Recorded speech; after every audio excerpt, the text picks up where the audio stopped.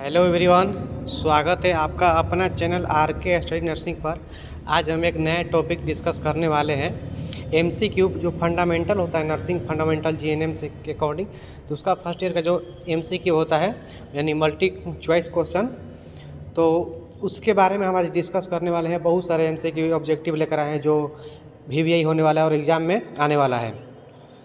तो स्टार्ट करते हैं। वीडियो स्टार्ट करने से पहले अगर आप चैनल पर नए हो तो चैनल को सब्सक्राइब करें और वीडियो का अंत तक बने रहिए। बहुत सारा क्वेश्चन लेकर आए। इतने क्वेश्चन में से कम आपको 10 या 5 क्वेश्चन भी लड़ते हैं तो आपको 5 या 10 नंबर आसानी से मिल सकते हैं।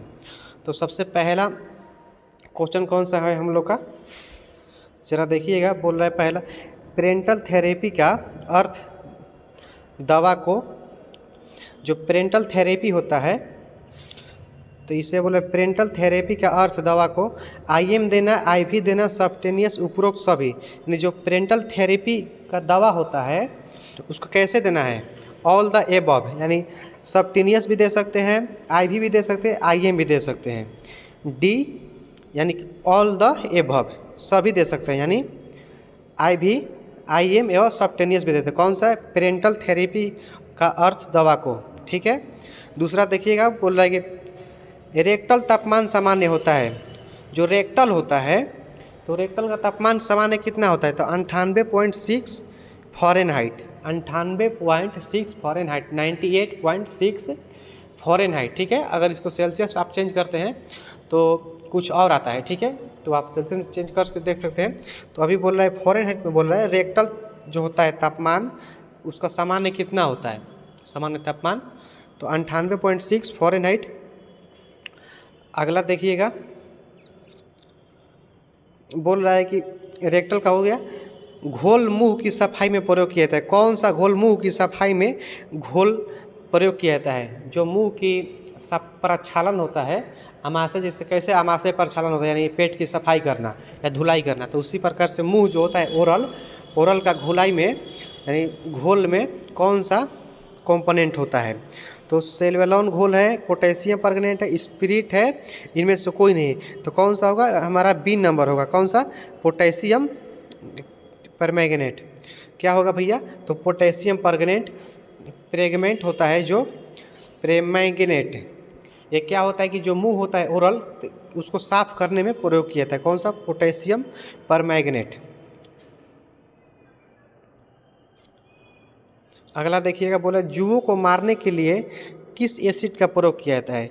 जो जुआ होता है यानी बाल में जो जुए होते हैं, उसको मारने के लिए किस एसिड का प्रयोग किया जाता है, तो कार्बोलिक एसिड है, सोडियम क्लोराइड है, ग्लिसरीन है, बोरिक एसिड है।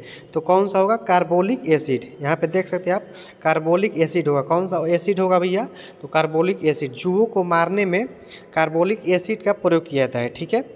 अब अगला देखिएगा, बोला पेल्विक परीक्षण में स्थिति इस्तेमाल किया जाता है, यानी कौन सा पोजीशन इस्तेमाल किया जाता है पेल्विक परीक्षण में, तो कौन सा होगा, Trendelenburg, lithotomy, supine position, side lateral position. तो कौन सा, लिथोटोमी होगा। यानी जो पेल्विक से जितने भी रिलेटिव हो डिजीज होते हैं या एक्सपेरिमेंट होते हैं, तो वो कौन सा, लिथोटोमी पोजीशन में पेशेंट को किया जाता है। ठीक है। पेल्विक परीक्षण में कौन सा, लिथोटोमी पोजीशन। अगला देखिएगा, अगला क्या है, बोला 1 ग्राम औंस के बराबर होता है। 1 ग्राम कितने मिली के औंस के बराबर होता है, तो कौन सा होगा, 30 मिली। 30 मिली बराबर 1 ग्राम औंस। यहाँ पे समझिएगा, 1 औंस के बराबर कितना मिली, तो 30 मिलीग्राम, यानी 30 मिलीग्राम को 1 औंस बोल सकते हैं हम। ठीक है। बोल रहा है कि बोन मैरो में इंजेक्शन लगाने को कहते हैं। जो बोन मैरो होता है तो उसमें इंजेक्शन लगता है तो उसको क्या कहते हैं, बोन मैरो में इंजेक्शन लगाने को क्या कहते हैं, तो इंट्राओसिस, इंट्राडर्मल, इंट्राकार्डियक, इंट्रास्पाइनल। तो क्या कहते हैं, इंट्राओसिस। ठीक है। इंट्राओसिस जो बोन मैरो होता है हम लोग का, तो बोन मैरो में जब इंजेक्शन लगता है तो उस प्रक्रिया को क्या बोलते हैं, इंट्राओसिस। यहाँ पे देख सकते हैं ए नंबर में इंट्राओसिस दिया है। ठीक। आगे देखिएगा, बोल रहा है बोन मैरो में इंजेक्शन लगा, ये हो गया। मूत्र जांच में कितने बूंद बेनेडिक्ट घोल में इस्तेमाल की जाती है। जो मूत्र जांच होता है तो उसमें कितना बूंद घोल का बेनिडिक्ट घोल में इस्तेमाल की जाती है। तो कितना 9 है 8 है, यहाँ पे देख सकते हैं 9 दिया है 8 दिया है 12 6 है, तो 8 होगा, क्या होगा 8। ठीक है, अगला समझिए, दर्द से निवारक देने वाली दवा को, यानी जो दर्द निवारण में दवा दिया जाता है उसको क्या कहते हैं? एनाल्जेसिक, एनेस्थेटिक, एंटीबायोटिक एवं ड्यूरेटिक। तो क्या कहते हैं इसको आप कमेंट में बताइएगा ज़रा कि जो दर्द निवारण में दवा दे दी जाती है उसको क्या बोलते हैं? Analgesic, anaesthetic, antibiotic, diuretic. तो उसको एनाल्जेसिक बोलते हैं। क्या बोलते हैं? एनाल्जेसिक। दर्द निवारण में जो दवा दिया जाता है उसको एनाल्जेसिक बोल सकते हैं। एचएस का मतलब क्या होता है? ज़रा समझिएगा, एच एस का मतलब बोल रहा है क्या होता है। एच एस का मतलब सोते टाइम, हर घंटे, हर 8 घंटे, दिन में 2 बार। तो सोते टाइम होता है एट बेड टाइम। जो एच एस होता है, एच एस का मतलब क्या होता है? सोते समय, एट बेड टाइम। ठीक, बोला 1 लीटर में कितने मिली होते हैं? 1 लीटर जो होता है उसमें कितने मिलीग्राम होते हैं? तो 1000 मिलीग्राम। देख सकते हैं यहाँ पे उत्तर में सी में दिया है 100 ml, 1500 ml, 1000 ml, 10 ml। तो कितना होगा? 1000 मिलीलीटर। ठीक है, 1 लीटर में कितना मिलीलीटर होता है? तो 1000 मिलीलीटर। अगला क्वेश्चन देखिएगा, बोले ब्लड प्रेशर रिकॉर्ड करते समय सुनाई देने वाली ध्वनि है। जो ब्लड प्रेशर रिकॉर्ड करते हैं उस टाइम जो ध्वनि सुनाई देता है उसको क्या कहते हैं? वीज, मरमर, केकल, कोर्सोकॉफ। तो क्या कहते हैं? कोर्सोकॉफ। यानी जो बीपी मेजर करते समय, यानी ब्लड प्रेशर मतलब बीपी, तो बीपी मेजर करते समय यानी रिकॉर्ड मतलब मेजर करते समय जो हम लोग को आवाज़ सुनाई देती है उसको क्या बोलते हैं? कोर्सोकॉफ। ठीक है, यहाँ पे समझ सकते हैं कोर्सोकॉफ। 1 औंस बराबर होता है, फिर आ गया 1 औंस बराबर कितना मिलीग्राम होता है? तो 30 मिलीग्राम। 30 मिलीग्राम बराबर 1 औंस होता है। ठीक है, आगे देखिएगा, बोला सीपीआर देते समय दबाव एवं संवातना का अनुपात है। जो सीपीआर देते हैं तो उसके समय जो दबाव होता है उसका अनुपात क्या होता है? तो 30:2 होता है। क्या होता है? जो सीपीआर देते हैं उसका अनुपात क्या होता है?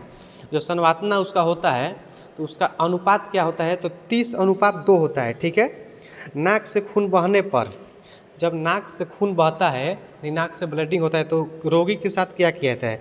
रोगी का सिर आगे झुका दें, रोगी का सिर पीछे झुका दें, रोगी की उसकी स्थिति में रहने दें, रोगी को हिलाए नहीं।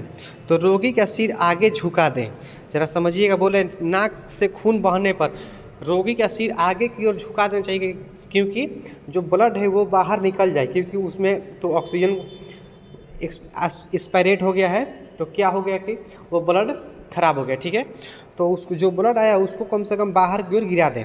तो रोगी का सिर आगे की ओर झुका देना चाहिए। ठीक, अगला देखिएगा,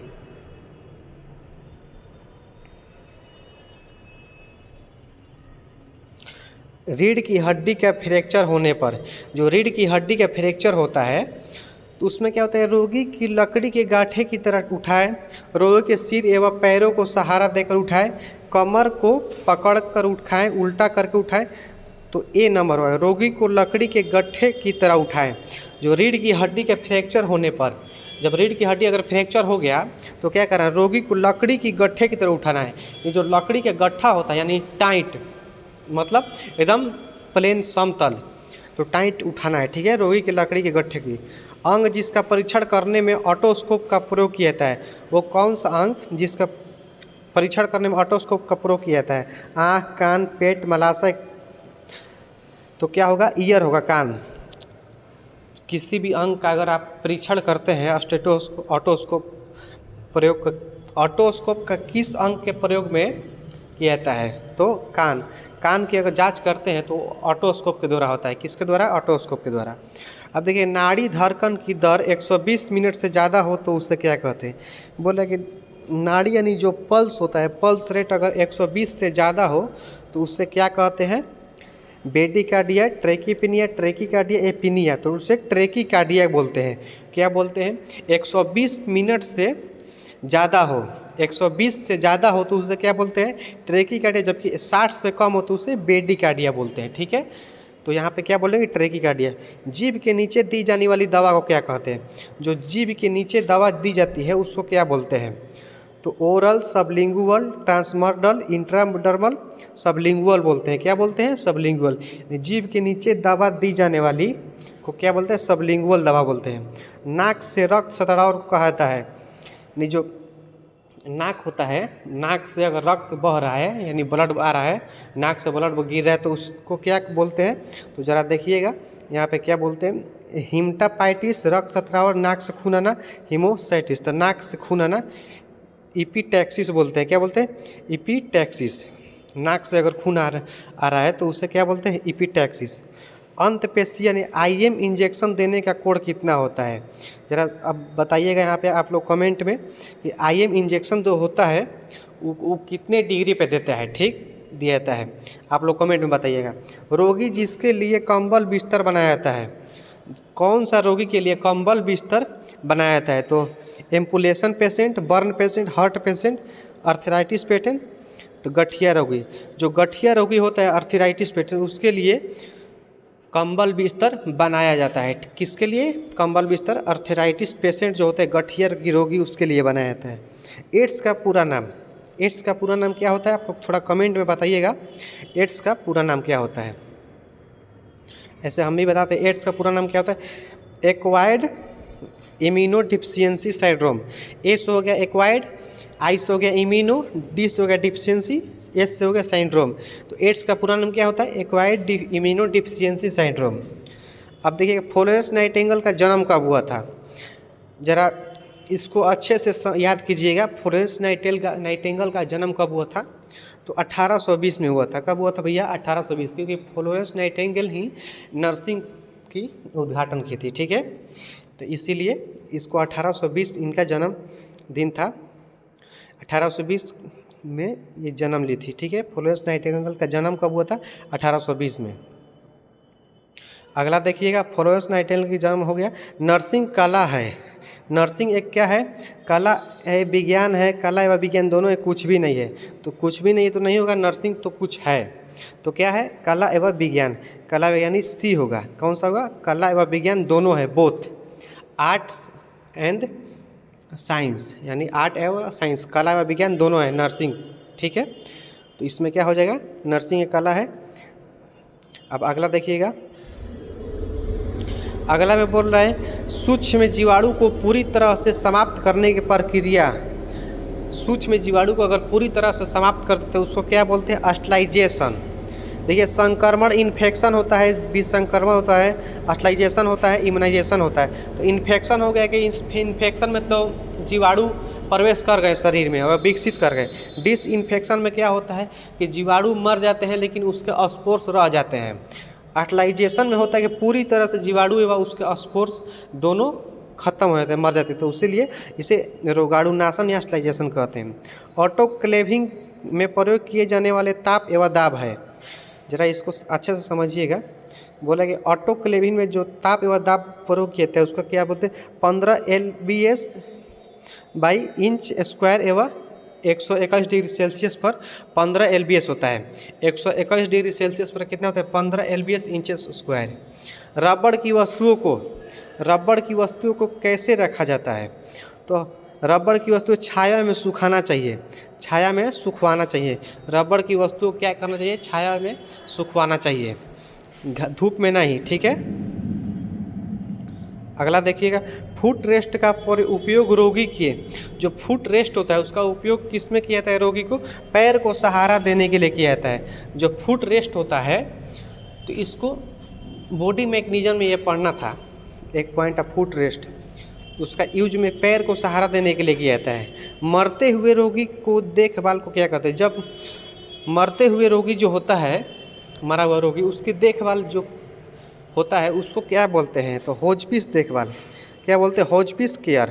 देख सकते हैं यहाँ पे, होजपीस देखभाल, होजपीस केयर, ठीक है। तो मरते हुए रोगी की देखभाल क्या बोलते हैं? मरते हुए रोगी को केयर करना होजपीस केयर कहलाता है। अगला देखिएगा, नर्सिंग के मुख्य कार्य। नर्सिंग के मुख्य कार्य क्या होता है? ये आप लोग बताइए कमेंट में, नर्सिंग का मुख्य कार्य क्या होता है, ठीक। कार्डियक बिस्तर का प्रयोग किस रोगी के लिए किया जाता है? जो कार्डियक बिस्तर होता है वो किसके लिए किया जाता है? तो ये तो कार्डियक बिस्तर से ही पता चला कि कार्डियक रोगी को किया जाता है, ठीक है। कार्डियक रोगी respiratory disease both known of the above, तो इसमें रिस्पिरेटरी व कार्डियक दोनों होगा, ठीक है। दोनों के लिए बोथ यहाँ पर लिख रहा है कार्डियक डिजीज एवं रिस्पिरेटरी डिजीज से भी जो रिलेटिव होता है उसके लिए किया जाता है, ठीक है। कौन सा? तो कार्डियक बेड का प्रयोग। अगला देखिएगा, अगला में कौन सा है, बोल रहा है कि सामान्य वयस्क का तापमान शारीरिक तापक्रम है। एक एडल्ट व्यक्ति का बॉडी टेम्परेचर कितना होता है? 98.6 डिग्री फ़ारेनहाइट, ठीक है। सेल्सियस में आप लोग बताइएगा कमेंट करके कि सेल्सियस में कितना होता है, ठीक है। सामान्य वयस्क की सामान्य नाड़ी स्पंदन दर, एक एडल्ट व्यक्ति में नाड़ी स्पंदन पल्स रेट कितना होता है? 72 पर मिनट, ठीक है, 72 पर मिनट। सामान्य वयस्क की सामान्य श्वसन गति कितना होता है? 16 बीट पर मिनट। श्वसन पूछ रहा है तो 16 बीट पर मिनट, जबकि नाड़ी कितना होता है? 72 पर मिनट, ठीक है। आगे देखिएगा,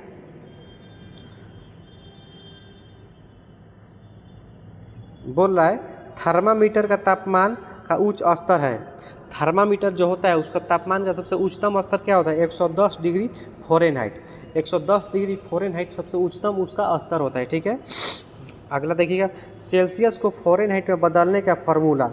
तो सेल्सियस का फ़ारेनहाइट में बदलने का फार्मूला क्या होता है? F बराबर C गुणे 9/5 प्लस 32, ठीक है। F बराबर, इसको अगर आप F बराबर करते हैं तो C गुणे 9/5 प्लस 32, यानी C के जगह पे सेल्सियस का मान रख देना है और फ़ारेनहाइट में वो बदल कर आ जाएगा, ठीक है, कैलकुलेट करने पर। अगला देखिएगा, बोल रहे अंतरावस्था बुखार की वह स्थिति है जब, जो अंतरावस्था होता है बुखार की कौन सा स्थिति है? तो बुखार सबसे उच्च स्तर पर होता है। बुखार सबसे उच्च स्तर पर होता है तो उसे अंतरावस्था कहते हैं। क्या कहते हैं? अंतरावस्था बुखार, यानी बुखार की सबसे जब हाई लेवल होता है तो उसे अंतरावस्था कहते हैं, ठीक है। अगला देखिएगा, अल्पता यानी हाइपोथर्मिया की तापमान, हाइपोथर्मिया में तापमान क्या हो जाता है? कम हो जाता है, सबसे कम होता है। हाइपोथर्मिया जो होता है उसमें तापमान क्या होता है? डिक्रीज हो जाता है, यानी नीचे की ओर गिर जाता है, कम हो जाता है, ठीक। हाइपोथर्मिया में तापमान कम हो जाता है। एक ही क्वेश्चन 2 बार है यहाँ पे। देखिएगा, कौन सी कपकपी की अवस्था है? कपकपी की अवस्था कौन सा है? तो cold stage, hot stage, sweating stage, all the above. तो यहाँ पे क्या होगा? ऑल द एबव, यानी कपकपी की अवस्था या कोल्ड अवस्था में भी आपको हो सकता है, हॉट स्टेट में, और स्वीटिंग स्टेट पसीना आने की अवस्था में भी आपको कपकपी हो सकता है, ठीक है। जब नाड़ी की लय नियमित हो किंतु आयतन कम होता अधिक होता रहे तो उसे पल्स को कहते हैं। बोले कि जब नाड़ी की लय होता है, यहाँ पे समझिएगा अच्छा से, जो नाड़ी का लय नियमित हो किंतु आयतन कम हो, यानी नाड़ी का जो दर होता है वो नियमित है, वह आयतन कम है, तो पुल से पल्स को क्या कहते हैं? एकांतरित पल्स, पल्स अल्टरनेस। क्या बोलते हैं? पल्स अल्टरनेस उसे बोलते हैं। जब श्वसन प्रक्रिया सामान्य से अधिक हो जाती है तो उसे कहते हैं, यहाँ पे समझिएगा, बोल रहे हैं कि जब श्वसन प्रक्रिया जो होता है रिस्पिरेटरी प्रोसेस सामान्य हो जाता है, सामान्य से अधिक हो जाता है तो उसे क्या कहते हैं? ट्रेकीपीनिया। क्या बोलते हैं? ट्रेकीपीनिया, ठीक है। ए नंबर ट्रेकीपीनिया। सांस लेते समय म्यूकस के कारण उच्चतम बुदबुदाहट भारी सांस को क्या कहते हैं? यहाँ पे समझिएगा, बोल रहा है कि जब सांस लेते हैं तो म्यूकस के कारण यानी बलगम के कारण उत्पन्न बुदबुदाहट भारी सांस को कहते हैं, तो राहल कहते हैं। उसे क्या कहते हैं? राहल, RAH, रहल कहते हैं बुदबुदाहट। सामान्य रक्तचाप कितना होता है? 120/80। ये तो आपको मालूम होना चाहिए कि BP कितना होता है? 120/80। इसमें 120 हम लोग का हो गया सिस्टोलिक, जबकि 80 क्या हो गया? डायस्टोलिक, ठीक है। आगे देखिएगा, मूत्र परीक्षण के लिए मूत्र इकट्ठा करते समय उचित समय, यानी कह रहा है कि जब मूत्र इकट्ठा किया जाता है तो सबसे अच्छी टाइम कौन सा होता है? यानी तो प्रातःकाल, अर्ली मॉर्निंग, प्रातःकाल जो सुबह में होता है, सबसे सुबह ही मूत्र का प्रशिक्षण ले लिया जाता है, यानी नमूने को कलेक्शन कर लिया जाता है, ठीक है, कलेक्शन कर लिया जाता है, ठीक। संग्रहण यानी मूत्र नमूने का संग्रहण कर लिया जाता है कब? अर्ली मॉर्निंग, यानी सुबह में। मूत्र का विशिष्ट गुरुत्व कितना होता है? मूत्र का विशिष्ट गुरुत्व कितना होता है? तो 1.016 से 1.025। तो मूत्र का विशिष्ट जो गुरुत्व होता है कितना होता है 1.016 से 1.025। ठीक है, अगला देखिएगा, बोला कि एसिटिक अम्ल के साथ किया मूत्र परीक्षण किसकी जांच के लिए किया जाता है। जो एसिटिक अम्ल होता है कि तो मूत्र परीक्षण किसके जांच के लिए किया जाता है, तो एल्बुलिन, शुगर, एसीटोन, पित्त लवण। तो किस में, एल्बुलिन में किया जाता है। एसिटिक अम्ल के साथ किया मूत्र परीक्षण किसके जांच के लिए किया जाता है, तो एल्बुलिन जांच के लिए किया जाता है। ठीक है, जब मलाशय में सख्त मल अधिक समय के लिए रुका रहता है तो उसे क्या कहते हैं, जरा समझिएगा। बोल रहा है कि जब मलाशय जो होता है एनस, तो उसमें मल अधिक समय तक रुका रहता है तो उसे क्या बोलते हैं, फेस इम्पैक्टन, यानी मल अंतघटन, मल अंतघटन बोलते हैं, फेस इम्पैक्टन। ठीक है, अगला देखिएगा, बोला कि एनीमा देते समय रोगी की उपयुक्त स्थिति होती है। जो एनीमा देते हैं तो रोगी की उपयुक्त स्थिति क्या होती है, तो लेफ्ट लेटरल पोजीशन। कौन सा, लेफ्ट लेटरल पोजीशन में एनीमा दिया जाता है रोगी को। ठीक है, लेफ्ट लेटरल पोजीशन में। यहाँ पे अगला देखिएगा, बोल रहा है कि एनीमा की थैली एवं मलाशय के बीच कितनी ऊंचाई होनी चाहिए। जो एनीमा की थैली होता है वह मलाशय के बीच कितनी ऊंचाई होना चाहिए, कितना ऊंचा पर एनीमा की थैली होनी चाहिए, तो 12 इंच। कितना भैया, 12 इंच। कितना इंच पे, 12 इंच पे। किस रोगी के सोडियम युक्त आहार प्रतिबंध होता है, मतलब इसका कहने का मतलब है किस पेशेंट को सोडियम युक्त आहार प्रतिबंधित होता है, तो किडनी पेशेंट को सोडियम युक्त आहार प्रतिबंधित होता है। ठीक है, अगला देखिएगा, बोला किस, ये हो गया पेरिनियल भाग की गर्म पानी की सिकाई को कहते हैं। जो पेरिनिलियम भाग होता है, पेरिनियल भाग, तो उसमें गर्म पानी से जब सेका जाता है तो उसको क्या कहते हैं, तो क्या कहते हैं, सिटिज बाथ कहते हैं। पेरिनियल भाग को गर्म पानी से सेकना ही सिटिज बाथ कहलाता है। ठीक है, सक्रिय व्यायाम रोगी स्वयं करता है। सक्रिय व्यायाम कौन करता है, तो रोगी स्वयं करता है। अगर देखिए रोगी स्वयं अपने से व्यायाम कर रहा है, रोगी अगर अपने से व्यायाम कर रहा है तो उसे सक्रिय व्यायाम कहते हैं। क्या कहते हैं, सक्रिय व्यायाम कहते हैं, यानी एक्टिव। एक होता है पैसिव, जो दूसरे से करवाया जाता है। ठीक है, अब देखिएगा, सूजन की रोशनी एक अच्छा स्रोत है। सूरज की रोशनी एक अच्छा स्रोत है। तो कीटाणु अस्टलाइजेशन का किसका स्रोत है भैया, अस्टलाइजेशन का। ट्रीटमेंट पोजीशन मेडिसिन अस्टलाइजेशन जो होता है उसमें क्या होता है, सूरज की रोशनी एक अच्छा स्रोत होता है। होठों के सूख कर फटने या पपड़ी जमने को कहते हैं। जो होठ होता है हमारा लिप्स, वो क्या होता है कि लिप्स सूख जाता है, वह पपड़ी बनने लगता है, तो उसको क्या कहते हैं, किलोसिस कहते हैं। जो विटामिन डी की कमी से होता है। किसकी कमी से होता है भैया, तो विटामिन डी की कमी से होता है। कौन सा, किलोसिस। मुंह की सफाई में प्रयोग करते समय पोटेशियम परमैंगनेट का अनुपात होता है, तो कितना होता है, 1:5000। ठीक है, जो मुंह की सफाई होता है तो पोटेशियम किससे होता है, पोटेशियम परमैंगनेट से, तो उसका अनुपात क्या होता है, 1:5000। ठीक है, 5000। अगला देखिएगा, अगला में क्या बोला, मुंह की सफाई करते समय स्पंज स्नान के लिए पानी का तापमान कितना होना चाहिए। जो स्पंज स्नान होता है उसमें पानी का तापमान कितना होना चाहिए, तो 110 से 115 डिग्री फ़ारेनहाइट, 110 से 115 डिग्री फ़ारेनहाइट के बीच उसका तापमान होना चाहिए स्पंज स्नान के लिए। ठीक है, निम्नलिखित में कौन सा दबाव बिंदु है, चलिए यहाँ पे समझिएगा। बोले निम्नलिखित में कौन सा दबाव बिंदु है। दबाव बिंदु मतलब क्या, जैसे पेशेंट बेड पर लेटा हुआ है तो उसके कौन कौन से भाग पर अधिक दाब पड़ रहा है। ठीक है, तो स्कैपुला, पीछे होता है एल्बो यानी कोहनी, कान यानी ईयर, उपयुक्त सभी, तो इसमें उपयुक्त सभी होता है। ठीक है, स्कैपुला पर भी यानी पीछे दाब पड़ता है, एल्बो यानी कोहनी पर भी दाब पड़ता है, और ईयर मतलब कान पे भी दाब पड़ता है। ठीक है, तो उपयुक्त सभी पर।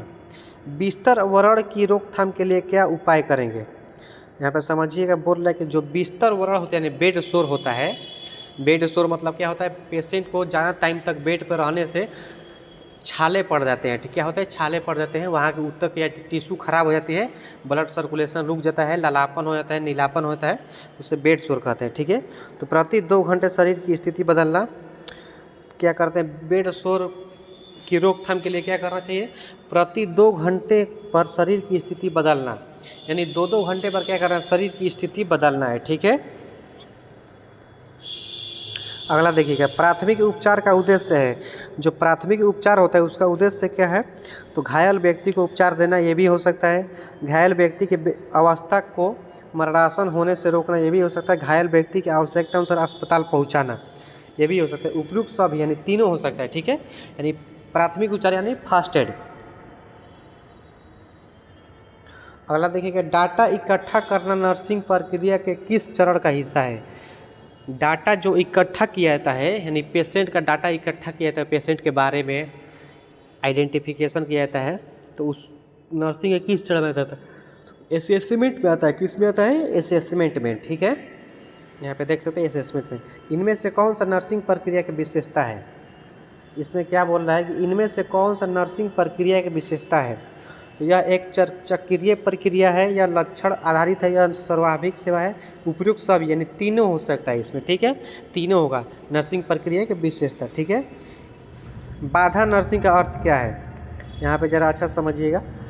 बोले बाधा नर्सिंग का अर्थ क्या है, तो बाधा नर्सिंग का अर्थ ये होता है, रोगी द्वारा नर्स एवं नर्स द्वारा रोगी को संक्रमण होने से बचाने का उपाय। यानी देखिए, मान लीजिए किसी भी वार्ड में रोगी को शिफ्ट किया गया है, तो रोगी क्या करता है कि नर्स को बचाता है कि हमसे नर्स इन्फेक्टेड ना हो, एवं नर्स भी अपने को रोगी से बचाता है कि हम भी उससे बचे एवं वो भी हमसे बचे, यानी दोनों आपस में बचने का उपाय करते हैं कि संक्रमण से दोनों लोग पीड़ित ना हो। ठीक है, तो उसे बोलते हैं बाधा नर्सिंग। ठीक है,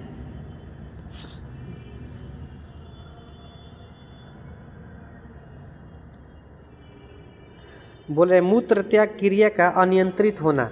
जो मूत्र त्याग क्रिया होता है उसका अनियंत्रित होना क्या होता है, यूरिनरी यूनिकॉन्टिनेसिस होता है। मूत्र अनियंत्रता कहते हैं इसे इंग्लिश में, हिंदी में। ठीक है, अगला देखिएगा, मूत्र त्याग, यदि व्यक्ति का रक्तचाप 135/80 mmHg, तो उसका नाड़ी दाब बताएं। बोला कि 135/80 है, तो उसका नाड़ी दाब कितना होगा, तो कितना होगा, 55 mmHg होगा। क्यों, क्योंकि 135 में से आप 80 घटाते हैं तो कितना आ गया, 55, तो वो क्या हो गया, उसका नाड़ी दाब हो गया। ठीक है, आगे देखिएगा, शरीर यांत्रिक के अंतर्गत क्या शामिल नहीं है, तो क्या शामिल नहीं है, शरीर यांत्रिकी के अंतर्गत क्या शामिल नहीं है, balance, good body posture, large muscles और स्मॉल मसल्स। तो स्मॉल मसल्स शरीर यांत्रिक के अंतर्गत क्या शामिल नहीं है, तो स्मॉल मसल्स शामिल नहीं है। ठीक है, किसके अंतर्गत, शारीरिक यांत्रिक के अंतर्गत। अगला देखिएगा, बोला 5 से 6 महीने पर शिशु को दिए जाने वाले संपूरक आहार को कहते हैं। जो 5 से 6 महीने पर शिशु को आहार दिया जाता है तो उसे क्या कहते हैं, स्तन त्याग, यानी वीनिंग।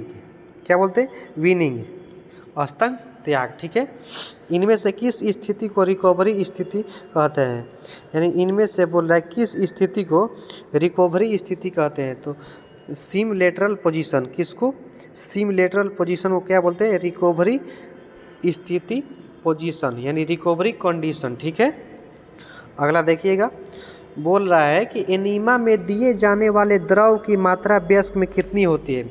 जो एनीमा में द्रव दिया जाता है यानी फ्लूइड, वयस्क में उसकी मात्रा कितनी होनी चाहिए, तो 500 से 1000 मिली। कितना होनी चाहिए भैया, तो 500 से 1000 मिली दिया जाना चाहिए। कि क्या में, एनीमा में क्या दिया जाना चाहिए, फ्लूइड दिया जाना चाहिए। वह दवाएं तो संवेदनशील करती है जो उन्हें कहते हैं, वह मेडिसिन तो संवेदनशीलता करती है उन्हें कहते हैं, तो क्या कहते हैं, जो मेडिसिन राहत दिलाती है उसे क्या कहते हैं, एक मिनट, एनाल्जेसिक कहते हैं। क्या कहते हैं उसे, एनाल्जेसिक। ठीक है, अगला देखिएगा, पैरासीटामोल पैरासीटामोल क्या है? एनाल्जेसिक, एंटीपायरेटिक, बोथ, दोनों में से कुछ नहीं। तो पैरासीटामोल एनाल्जेसिक भी है, एंटीपायरेटिक भी है, दोनों हो सकता है। ठीक है, दोनों होगा। तो कौन सा ऑप्शन होगा? सी, यानी दोनों। अगला देखिएगा, बीडी का अर्थ है, बीडी का अर्थ क्या होता है? दिन में 2 बार, सोते समय, शाम को, प्रातःकाल, दिन में 2 बार। तो बीडी का अर्थ क्या होता है? दिन में 2 बार। ठीक है,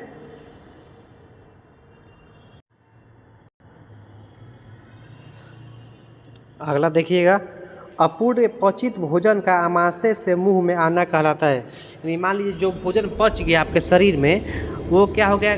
पेट से मुंह में आ गया, तो उसको क्या बोलते हैं? रेगुलर जेस्टेशन, रजिस्टेशन बोलते हैं। ठीक है, क्या बोलते हैं? रिजिटेशन। यानी क्या होता है कि जो खाना पचा हुआ खाना क्या होता है, कभी कभी मुंह में आ जाता है, तो उसे क्या बोलते हैं? रिजिटेशन। अगला देखिएगा, अगला में कि रक्त में जो ऑक्सीजन की कमी होता है, मान लीजिए ब्लड में ऑक्सीजन की कमी हो गया, तो उसे क्या बोलते हैं? हाइपोक्सीमिया, हाइपोएक्जीमिया बोलते हैं। इससे क्या बोलते हैं? हाइपोएक्जीमिया। डी नंबर होगा, कौन सा होगा? डी होगा, हाइपोएक्जीमिया। बच्चों में आईएम इंजेक्शन देने का उपयुक्त स्थान है, जो बच्चों होते हैं, छोटे छोटे बच्चे, उसमें आईएम इंजेक्शन देने का उपयुक्त स्थान कौन सा होता है? तो कौन सा होता है? वास्टर लैटरिस। वास्टर लैटरिस जो मसल्स होता है, उसमें इंजेक्शन देने का उपयुक्त स्थान होता है, यानी अच्छा जगह होता है। वह पदार्थ जो विष के प्रभाव को कम करने के लिए प्रयोग किए थे। यहाँ पे ज़रा समझिएगा, वह पदार्थ जो विष के प्रभाव को कम करने के लिए किए थे, यानी विष मतलब जो जहर होता है, उसको कम करने के लिए किए थे, तो उसे क्या बोलते हैं? Antidotes, antidotes, antiseptic, antibiotic, anti fungal. तो एंटीडोट्स बोलते हैं उसे, क्या बोलते हैं? एंटीडोट्स। कौन सा दवा? जो विष को प्रभाव को कम करने के लिए किए थे। 30 ml कितने अंश के बराबर होते हैं? जरा समझिएगा, तो 30 जो ml होता है वो कितने अंश के बराबर होता है? 1 अंश। तो यानी 1 अंश में कितने ml होता है? तो 30 ml। ठीक है, 1 अंश 30 ml के बराबर, और 30 ml 1 अंश के बराबर। पिछले क्वेश्चन में हम लोग देखे हैं इसको। ठीक है, अस्पताल में होने वाले संक्रमण को क्या कहते हैं? जो यानी हॉस्पिटल में अगर किसी भी प्रकार का संक्रमण हो रहा है, तो उससे क्या बोलते हैं? नोजोकोमियल संक्रमण। C number. ठीक है, सी नंबर, नोजोकोमियल संक्रमण। अस्पताल में हो जो संक्रमण होता है, उसे क्या बोलते हैं? नोजोकोमियल संक्रमण। ठीक है, अगला देखिएगा, अस्पताल में होने घर्षण द्वारा दवाओं को त्वचा पर लगाने को कहते हैं। यानी बोल रहे हैं जो घर्षण द्वारा, यानी रगड़ कर त्वचा पर दवा लगाने को क्या कहते हैं? इंगेशन, इंगेशन कहते हैं। क्या कहते हैं? D number, ingestion. इंगेशन यानी घर्षण, यानी रगड़ कर किसी भी दवा को लगाते हैं त्वचा यानी स्किन पर, तो उसे क्या बोल, इस प्रक्रिया को क्या बोलते हैं? इंगेशन। श्वसन की गहराई के बढ़ने को क्या कहते हैं? यहाँ पे आप क्या बोल रहे हैं? श्वसन की गहराई के बढ़ने को क्या कहते हैं? तो हाइपरनिया, हाइपरनिया, हाइपरपीनिया बोलते हैं, हाइपरपीनिया वैसे बोलते हैं। जब श्वसन की गहराई बढ़ जाता है, बढ़ने को कहते हैं हाइपरपीनिया। ठीक, इनमें से कौन सी नाड़ी की विशेषता नहीं है? कौन सा नाड़ी की विशेषता इनमें से नहीं है? तो आयतन, स्पंदन रेट व रिदम। तो वैल्यूम होगा, क्या होगा? वैल्यूम। ये नाड़ी की विशेषता में नहीं आता है, आयतन, वैल्यूम। ठीक है, अगला देखिएगा, बोल रहे श्वसन की गहराई बढ़ने को कहते हैं, ये भी हो गया हम लोग। इनमें से कौन सी नाड़ी के पीड़ादायक मूत्र त्याग को कहते हैं? जो पीड़ादायक मूत्र त्याग होता है, उससे क्या कहते हैं? यानी मान लीजिए मूत्र त्याग करने में आपको पीड़ा हो, यानी दर्द हो रहा है, तो उसको क्या कहते हैं? डायसूरिया, डायसूरिया कहते हैं उसे। क्या कहते हैं? डायसूरिया। पीड़ादायक मूत्र त्याग को कहते हैं। अगर पीड़ादायक हो रहा है तो उसे क्या कहते हैं? डायसूरिया। दवाओं को द्रव के रूप में शरीर गुहा में देने को कहते हैं। दवाओं को द्रव के रूप में शारीरिक गुहा, यानी शरीर में जितने कैविटी होते हैं, यानी खाली जगह, उसमें अगर दवा जा रहा है तो क्या कहते हैं? इस प्रक्रिया को क्या कहते हैं? देखिए यहाँ पे बोल रहा है इंस्टिलेशन, इंस्टिलेशन, इंस्टिलेशन कहते हैं। क्या कहते हैं? इंस्टिलेशन। दस्ताने को जीवाणु मुक्त करने का उपयुक्त तरीका, जो दस्ताना होता है यानी ग्लव्स, उसको जीवाणु मुक्त करने की उपयुक्त तरीका क्या होता है? स्टीम अंडर प्रेशर, दबाव युक्त भाप के द्वारा उसे हम निर्जीवाणु युक्त कर सकते हैं। ठीक है, स्टीम अंडर प्रेशर इसे बोलते हैं। अगला देखिएगा, एक चाय की चम्मच का नाप होता है, एक चाय की चम्मच का नाप कितना होता है? 5 ml।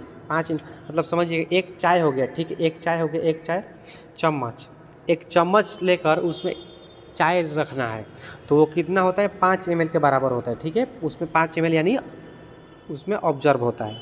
ज्वर को ठीक करने की दवाई को कहते हैं, यानी जो फीवर होता है ज्वर, उसको ठीक जो दवा करता है उसे क्या बोलते हैं? एंटीपायरेटिक, एंटीबायोटिक, एंटीपायरेटिक, एंटी हाइपरनेटिव व ब्रोंकोडाइलेटर क्या बोलते हैं? एंटीपायरेटिक बोलते हैं उसे, एंटीपायरेटिक। ज्वर को ठीक करने की दवा को क्या बोलते हैं? एंटीपायरेटिक दवा बोलते हैं। अगला देखिएगा, एल्बुलिन की जांच में प्रयोग किए जाने वाला रासायनिक पदार्थ, जो एल्बुलिन का जांच होता है उसमें कौन सा रासायनिक पदार्थ प्रयोग किया जाता है? तो एसिटिक एसिड, कौन सा? एसिटिक एसिड का प्रयोग किया जाता है। एंटीबायोटिक दवाओं का प्रयोग किसके उपचार में किया जाता है? जो एंटीबायोटिक दवा होता है वो किसके उपचार में किया जाता है? तो एंटीबायोटिक दवा किसके उपचार में किया जाता है? तो संक्रमण, यानी जो इन्फेक्शन होता है किसी प्रकार का इन्फेक्शन, तो उसमें एंटीबायोटिक दवा दे सकते हैं या दिया जाता है या देंगे, ठीक है। वह व्यायाम जो रोगी स्वयं करता है उसे एक्टिव व्यायाम कहते हैं, यानी सक्रिय व्यायाम, ठीक है। बोल रहा है कि वह व्यायाम जो रोगी स्वयं करता है उसे सक्रिय व्यायाम या एक्टिव एक्सरसाइज कहते हैं। ट्रेंडलबर्ग स्थिति को उपचार के लिए प्रयोग करते हैं। जो ट्रेंडलबर्ग स्थिति होता है, ट्रेंडलबर्ग पोजीशन, तो किसके उपचार के लिए करते हैं? तो शॉक, झटका जब होता है, झटके में ट्रेंडलबर्ग स्थिति का उपचार करते हैं, ठीक है। अगला देखिएगा, IM इंजेक्शन देने का कोड क्या होता है? बोल रहे तो 90 होता है। क्या होता है? IM इंजेक्शन देने का कोड क्या होता है? 90 डिग्री पर IM इंजेक्शन दिया जाता है, ठीक है। नर्सिंग प्रक्रिया में नर्सिंग हस्तक्षेप का मतलब क्या होता है? नर्सिंग जो प्रक्रिया में नर्सिंग हस्तक्षेप होता है उसका प्रक्रिया क्या होता है? वास्तविक नर्सिंग देखभाल करना, यानी गिविंग एक्चुअल नर्सिंग केयर, देखभाल करना का आकलन करना, यानी जो नर्सिंग प्रक्रिया में नर्सिंग हस्तक्षेप का मतलब क्या हो गया? वास्तविक नर्सिंग देखभाल देना, ठीक है। उल्टी आने को आभास को क्या कहते हैं? यहाँ पे ज़रा अच्छा समझिएगा, उल्टी आने को आभास को क्या कहते हैं? वमन नौजिया, यानी उल्टी नहीं हो रहा है, उल्टी करने का मन कर रहा है, ठीक है। अच्छा समझिएगा, उल्टी करने का मन कर रहा है तो उसे क्या बोलते हैं? नौजिया, यानी वमन, ठीक है।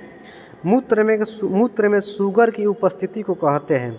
जो मूत्र होता है उसमें शुगर की स्थिति होता है तो उसमें उसे क्या कहते हैं? ग्लाइकोसूरिया।